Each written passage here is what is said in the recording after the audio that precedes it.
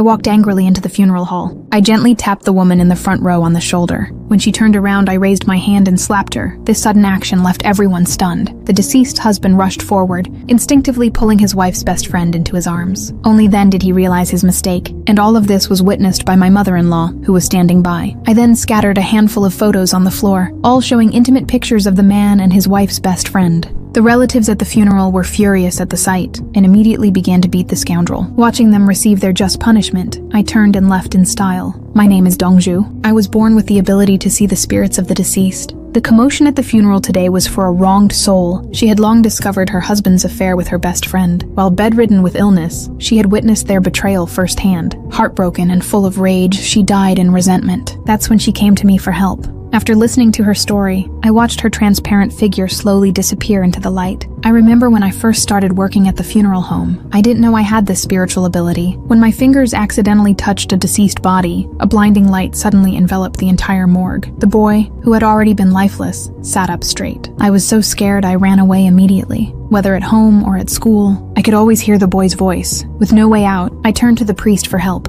The priest advised me to return to the funeral home, as I might find the solution there, but I refused to go back no matter what. Just as I stepped out of the church, I fell to the ground. Sitting in a wheelchair, I told the priest that ever since meeting that boy, bad luck had been following me. The priest said that only by returning to where it all began could I find the answers. Reluctantly, I returned to the funeral home. The next day, after fulfilling an elderly woman's final wish, the wind chime on the beam moved by itself. The number on the sign changed from 21 to 20. I suddenly realized that perhaps fulfilling the wishes of 20 deceased people would allow me to return to normal life.